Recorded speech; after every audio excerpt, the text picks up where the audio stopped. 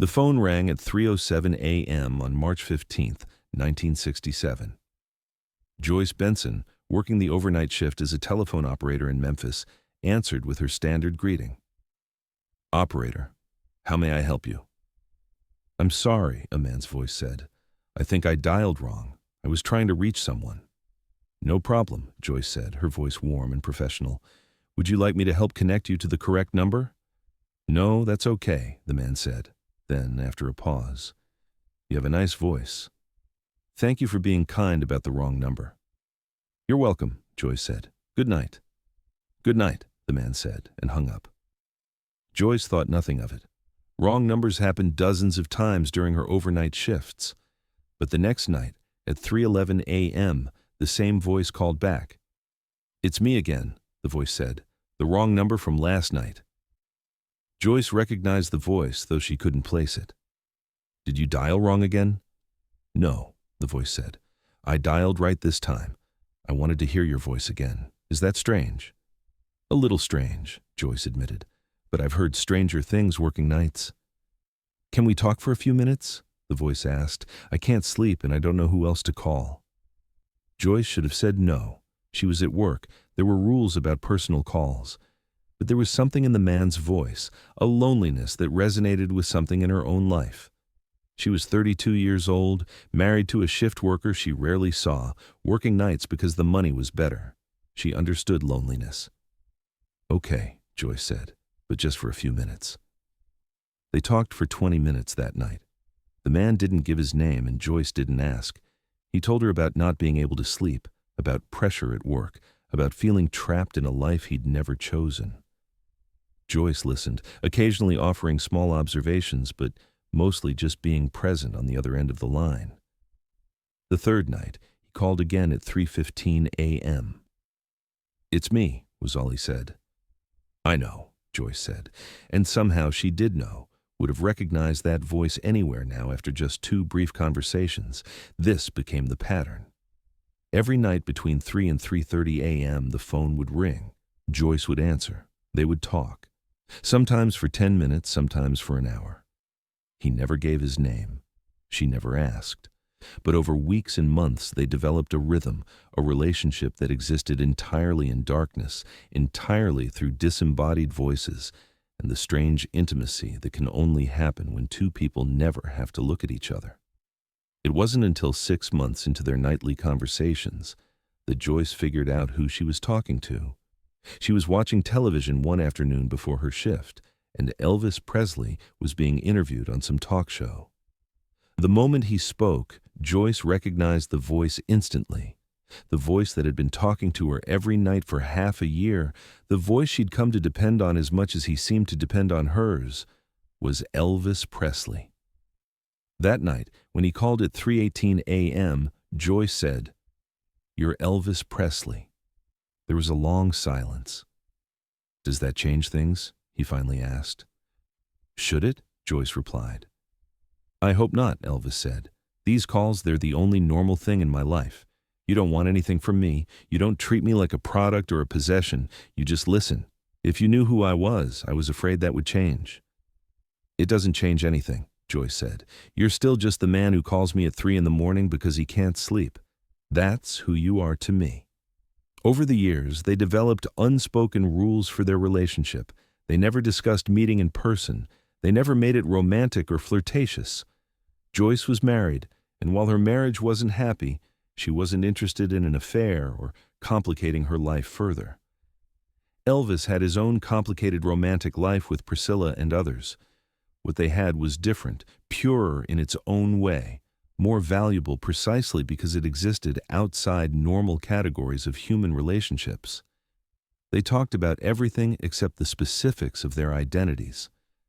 Elvis never mentioned where he was calling from, though Joyce assumed it was Graceland. She never told him her last name or where she lived beyond Memphis. They existed in a bubble, a space outside normal reality where 2 profoundly lonely people could connect without the complications of the real world interfering. Elvis told Joyce about his fears, his insecurities, his struggles with prescription medications that were slowly consuming his life. He talked about his mother, dead since 1958, and how he'd never stopped missing her, how every woman in his life was measured against Gladys and found wanting. He talked about fame being a prison, about never knowing who genuinely cared versus who just wanted proximity to celebrity, about the exhausting performance of being Elvis Presley every moment of every day. Joyce told Elvis about her marriage to a man she'd loved once but barely knew anymore, 2 ships passing in their shared home, about working nights and sleeping days and feeling like she was living in a parallel world to everyone else, invisible and forgotten. About dreams she'd had as a young woman that had quietly disappeared as life happened, replaced by the mundane reality of survival and routine. They were each other's confessional, therapist, and friend, all rolled into one. The darkness of 3 a.m., when the rest of the world slept and nobody else was listening, became their sanctuary, their church, the one place where both of them could be completely honest without fear of judgment or exploitation, or their words being twisted into something they didn't mean. As the years passed, Joyce heard Elvis's decline through the phone. His voice changed. Some nights he slurred his words, clearly on medication. Some nights he cried. Some nights he was manic, talking rapidly about plans and ideas that Joyce gently guided him away from. "You don't sound good tonight," Joyce would say on bad nights. "I know," Elvis would admit, "but I called anyway, because you're real. Everything else in my life is fake, but you're real." Joyce's marriage ended in 1973.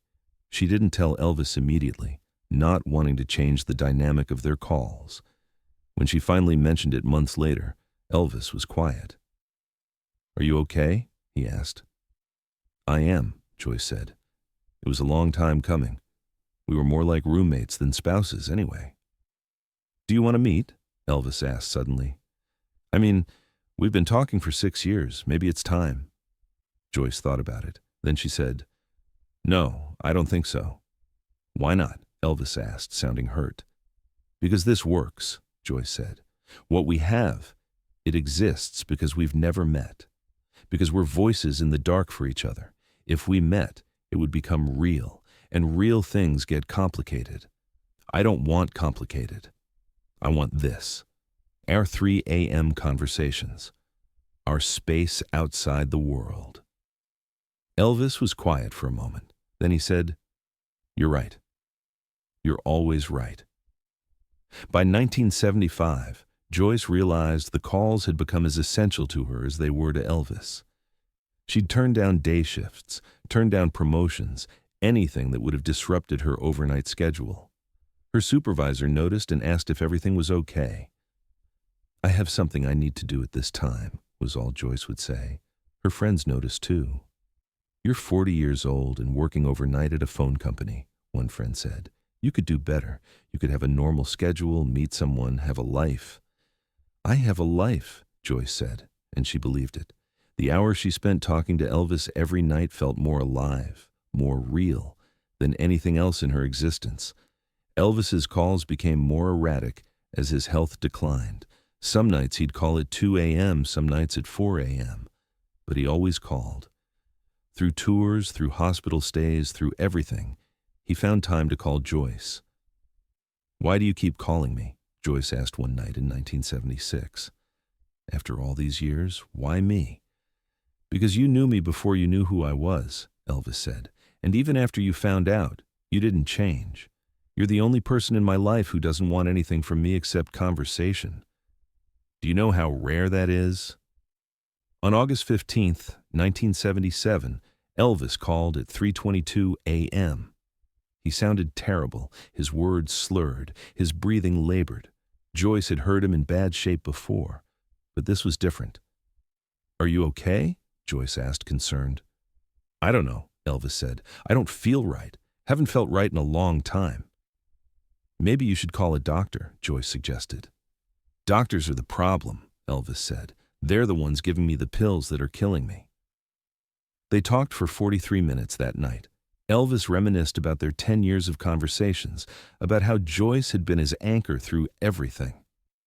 He thanked her for never judging him, never trying to fix him, never treating him as anything other than a person who needed someone to talk to. "You saved my life more times than you know," Elvis said. "Every night I thought I couldn't make it, you were there. Just your voice. Just knowing someone was listening." "You saved mine too," Joyce said. "You gave me something to look forward to, made me feel needed." "I'll talk to you tomorrow," Elvis said before hanging up. "Same time." "Same time," Joyce agreed. On August 16, 1977, at 3 a.m., Joyce sat by her station waiting for the call. 3:10 came and went, 3:20, 3:30. By 4 a.m., Joyce was worried. Elvis had never missed a night in 10 years. Something was wrong. At 5:47 a.m., Joyce's supervisor came to her station. "Turn on the radio," the supervisor said quietly. Elvis Presley had been found dead at Graceland. The news had just broken. He died sometime in the afternoon of August 16th, hours before he would have made his 3 a.m. call. Joyce sat at her station, unable to process what she was hearing. 10 years of conversations, 10 years of nightly connection ended without warning. No goodbye, no final conversation, just silence where there had always been a voice. She finished her shift in a daze, went home, sat in her apartment as the sun came up, the phone beside her, knowing it would never ring at 3 a.m. again. Joyce didn't go to Elvis's funeral. She wasn't family, wasn't in his inner circle, had no claim on his public mourning. But in the days after his death, she found herself grieving as deeply as anyone who'd known him in person. She kept working nights for another 3 years, always unconsciously glancing at the clock at 3 a.m., always feeling the absence of that call. Finally, in 1980, she took a day shift. It was time to live in the daylight again. Joyce told no one about her decade of conversations with Elvis. It felt too private, too sacred to share. But in 1989, a journalist researching Elvis's final years tracked Joyce down through phone company records. Someone had noticed the pattern of calls from Graceland to an operator station, the same number dialed thousands of times over 10 years. In a private interview that later became public, Joyce finally told the story. "He called every night for 10 years, she said. "We talked about life, about loneliness, about everything and nothing. We were friends, though we never met. Best friends, maybe. The kind you can tell anything to because they exist outside your normal life." The journalist asked if she regretted never meeting him. "No," Joyce said. "What we had was perfect because it was impossible. We were voices for each other. Comfort in the darkness. If we'd met, it would have become something else, something probably less pure. I have 10 years of memories of conversations with someone who trusted me completely. That's enough." Joyce Benson died in 2006 at age 71.